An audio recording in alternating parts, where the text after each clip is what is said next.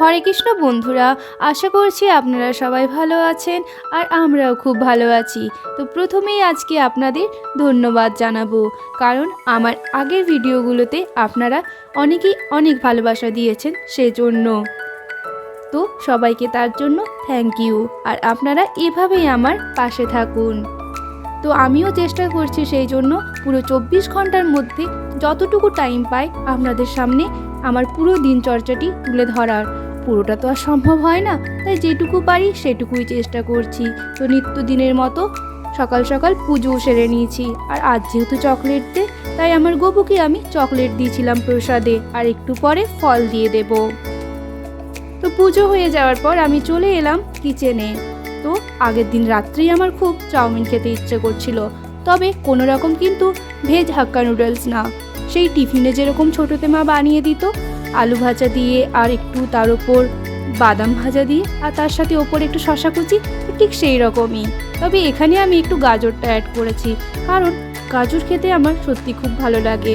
তো সেই জন্য আলু আর গাজর দিয়ে ভেজে নিয়েছি আর চাউমিনটাকে আলাদাভাবে সেদ্ধ করে নিয়েছি। তো এভাবে এটাকে মিশিয়ে তার ওপর বাদাম ভাজা দিয়ে আর ওপরে শশা কুচি দিলেই কিন্তু সেই ছোটোবেলার টিফিন টাইমের যে চাউমিন, সেটা কিন্তু রেডি হয়ে যাবে। তো প্রথমে হাজব্যান্ডকে দিয়ে দিলাম ব্রেকফাস্ট করার জন্য। আজ সে প্রায় 4:30টার সময় ডিউটি গিয়েছিল, তাই বাড়িতেই আছে এখন, ওই জন্য বাড়িতে একসাথে ব্রেকফাস্টটা করে নিলাম। আর আজকে যেহেতু বাড়িতে আছে, তাই একটু স্পেশাল রান্না করেছি, ভেজ পনির বিরিয়ানি। তো আমাদের ভেজিটেরিয়ানদের জন্য কিন্তু খুব ভালো ভালো রান্না আছে। যদি নিজেরা এক্সপেরিমেন্ট করে বানানো যায়, তাহলে সেই খাবারের টেস্ট কিন্তু একটু বেশিই ভালো হয়। তো পনির বিরিয়ানি বানানোর জন্য পনিরগুলোকে প্রথমে কেটে নিয়ে একটু ম্যারিনেট করে রেখে দিয়েছিলাম ওই রেগুলার মশলা দিয়ে। আর তারপর একটা দইয়ের সাথে ব্যাটার করে নিয়েছিলাম। ওখানে দিয়েছিলাম জিরে গুঁড়ো, ধনে গুঁড়ো, কাশ্মীরি লঙ্কার গুঁড়ো আর একটু কাঁচা সর্ষের তেল। এভাবে দইটাকে দিয়ে ফেটিয়ে কিছুক্ষণ রেখে দিয়েছিলাম। আর তার সাথে ওই যে ম্যারিনেট করে পনিরটা রেখেছিলাম, সেটা হালকা ভেজেছি, খুব কড়া করে কিন্তু ভাজিনি। আর তার সাথে করে নিয়েছিলাম আদা, কাঁচা লঙ্কা, টমেটোর একটা পেস্ট। তো প্রথমে কড়াইয়ে তেল দিয়ে তার মধ্যে দিয়ে দিয়েছিলাম সামান্য কসুরি মেথি, যেটা ফোড়ন হিসেবে আমি দিয়েছিলাম, এটা সম্পূর্ণ আমার নিজস্ব রেসিপি। আর তার সাথে দিয়েছিলাম গোটা জিরে। আর তারপরে ওই আদা, টমেটো আর কাঁচা লঙ্কার যে পেস্ট, সেটা দিয়ে ভালোভাবে একটু মশলাটা কষানোর পর সেটা থেকে তেল ছেড়ে আসতে শুরু করলে তার মধ্যে দিয়ে দিয়েছিলাম দইয়ের যে মশলাটা বানিয়ে রেখেছিলাম সেটা। তো সেটার থেকেও আর দই দেওয়ার সময় অবশ্যই ফ্লেমটা একটু লো করে দিয়েছিলাম, না হলে দইটা ফেটে যাওয়ার চান্স থাকে। তো সেইভাবে করে নেওয়ার পরে তারপরে একটু জল দিয়ে একটু গ্রেভি হয়ে গেলে সেই পনিরগুলো দিয়ে দিয়েছিলাম তার মধ্যে। তো দেখুন মশলাটা রেডি হয়ে গেছে আর আলুটা আগের থেকেই ভেজে রেখেছিলাম। তো এরপরে দম দিয়ে আমি চলে এসেছিলাম। আর দম দেওয়ার সময় সেই ভাতের সাথে মিশিয়ে তার মধ্যে দিয়ে দিয়েছিলাম সামান্য কেওড়া জল আর একটু গোলাপ জল আর ধনেপাতা। ব্যাস, বিরিয়ানি রেডি হয়ে গেছিলো। আর ও হ্যাঁ, তার সাথে আমি যে মশলাটা বানিয়েছিলাম পনিরে, সেটাও তুলে রেখেছিলাম বিরিয়ানির সাথে খাওয়ার জন্য। আর এরই মাঝে আমি একটু ফল খেয়ে নিয়েছিলাম। আর বাইরে যেহেতু প্রচুর রোদ, আমার হাজব্যান্ডকে বলছিলাম যে চলো বাইরে গিয়ে বসি, কিন্তু সে যেহেতু ভোর ডিউটি করে এসছে, সে যেতে রাজি ছিল না। তো লাঞ্চ রেডি হয়ে গেছে, আর এরপরে দুজনে সার্ভ করে লাঞ্চটাও সেরে নেব। তবে হ্যাঁ, ওই যে বললাম বাইরে যেহেতু খুব রোদ, তো বেলকনিতে আমাদের ওই 1:30টার দিকে বেশ রোদটা চলে আসে সকাল থেকে না এলেও। তো ওই জন্য আজকে ভাবলাম আমরা দুজনেই আমাদের লাঞ্চটা ওই রোদের মধ্যে বসে খাবো, কারণ 2 মাস পর যখন রোদ পেয়েছি, এই রোদটাকে খুব ভালোভাবে উপভোগ করতে হবে।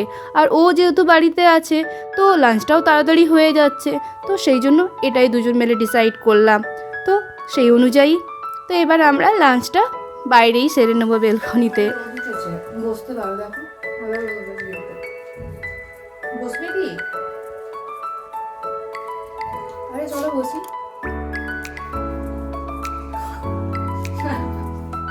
তো এরপরে আমি আমার হাজব্যান্ডকে জিজ্ঞেস করেছিলাম যে বিরিয়ানিটা কেমন হয়েছে।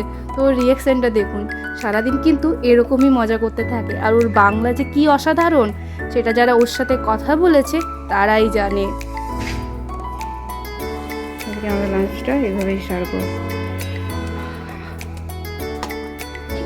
কেমন হয়েছে বলো? দারুণ, অসাধারণ, অদ্বিতীয়। ওহ, খাওয়া যাচ্ছে না, এত সুন্দর। তো আপনারাও জানাবেন ওর বাংলা শুনে আপনাদের কেমন লাগলো। তো এরপরে আমরা লাঞ্চটা সেরে নিলাম, আর নিচে অলরেডি আমাদের আড্ডা কিন্তু বসে গেছে, যেখানে আমি আজকে লেট এই বিরিয়ানি বানানোর চক্করে। তো লাঞ্চ সেরে নিয়ে আমিও চলে যাব সেই দলে যোগ দিতে। তো আগের দিন যে লাড্ডুগুলো বানিয়েছিলাম, তো সেই দিদি সেই লাড্ডুগুলো নিয়ে এসছে, আবার আমরা সবাই মিলে একসাথে খাবো। আর তার সাথে এক দিদি আজকে ওই চূড়া মাটার বানিয়েছিল, মানে আমরা যেটা চিড়ের পোলাও বলি ঠিক সেই রকমই। তো সেটা কিন্তু একটু আলাদা, তো সেটা খেয়ে সবারই বেশ ভালো লেগেছিল। তো সবাই সেই দিদিকে রেসিপি জিজ্ঞেস করেছিলাম। তো কালকের ভিডিওতে আপনারা সেই রেসিপিটি সম্পূর্ণ পেয়ে যাবেন, আর খুব তাড়াতাড়ি বানানো যায়, আর খেতেও কিন্তু খুব ভালো লাগে। তো সেই খেতে খেতেই আমরা সবাই এখন গল্প করছি। আর হ্যাঁ, এখানে আমি এসে এসে কিন্তু একটু করে ওই উল্কাটা বোনাও কিন্তু শিখে গেছি, মানে চেষ্টা করছি, পুরোপুরি কিন্তু শিখিনি। তো সেই লাড্ডু আর ওই চিড়ে খাওয়ার পর আবার আমাদের চলে এসেছে চা আর পপকর্ন। তো এভাবেই কিন্তু আমরা যখন বসে গল্প করি, কিছু না কিছু টুকটাক স্ন্যাক্স চলতেই থাকে আমাদের। তো এখানে কিন্তু আরও প্রায় 3-4 জন বাকি আছে। তো একজন দিদি আন্দামান ঘুরতে গিয়েছিল, সে এসে একটু অসুস্থ হয়ে গেছে, সেই জন্য আরেকজন একটু বাড়িতে আছে। এভাবে মোটামুটি কিছু কমজনই আমরা এখন এখানে আছি। তো চা খেয়ে নেওয়ার পর আমরা আবার বেরিয়ে পড়লাম ওয়াকিংয়ের জন্য। তো এখানে কিন্তু ক্যাম্পের ভেতরে প্রচুর ময়ূর দেখতে পাওয়া যায়। আমাদের কোয়ার্টারের আশেপাশে কিন্তু প্রায়ই ঘুরে বেড়ায়, যেটা আমরা বাড়ির ওই সাইডে আমাদের ওয়েস্ট বেঙ্গলে বলা চলে একদমই দেখা যায় না। তো এখানে এই ময়ূর দেখে কিন্তু বেশ ভালো হয়ে যায় মন। তো ভাবলাম আপনাদের সাথেও শেয়ার করে নিই। তো দেখুন, এরা এখন ওই গ্যারেজের উপরে উঠে বসে আছে। তো প্রায় সন্ধে হয়ে আসছে। তো এরপরে আমরা নিজেরা বাড়ি ফিরে গেলাম। আর বাড়ি ফিরে এসেই বিকেলের চা, যেটা আমার হাজব্যান্ডের চাই চাই, সকাল আর বিকেল এই দুবেলা ওর চা খেতেই হবে, তাতে চা কিছু হয়ে যায়। শুধুমাত্র একাদশীর দিন ও কীভাবে যে থাকে সেটা ও নিজেই জানে। তো হাজব্যান্ড বাজারে গিয়ে বাজার করে নিয়ে এসছে। তো মটরশুঁটি, বাঁধাকপি, বেগুন, শসা, ধনেপাতা আর আদা, সব কিছুই মোটামুটি নিয়ে এসেছে। আর এরপরে বানিয়ে ফেলবো রাত্রের ডিনারটা। তো আজকে ডিনারে বানিয়েছিলাম রুটি, যেটা আমি পাম্পকিন সিড দিয়ে বানিয়েছি, আর তার সাথে ফুলকপি আলুর তরকারি। তো রাত্রে রুটিতে না আমি কিছু না কিছু একটু ভ্যারাইটিস রাখার চেষ্টা করি।